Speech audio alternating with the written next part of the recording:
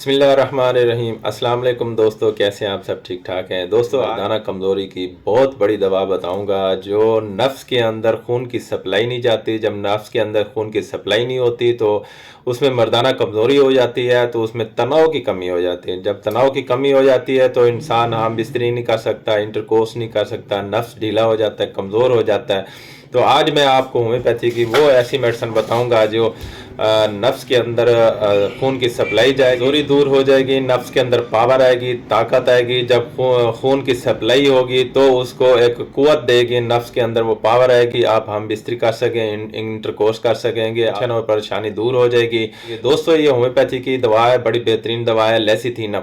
लेसिथीनम आपने 3x में इस्तेमाल करनी है। ये होम्योपैथी स्टोर से मिलेगी और ये दिन में 4 दफ़ा इस्तेमाल करनी है, सुबह, दोपहर, असर और शाम को लेनी है। 2-2 गोलियां लेनी है।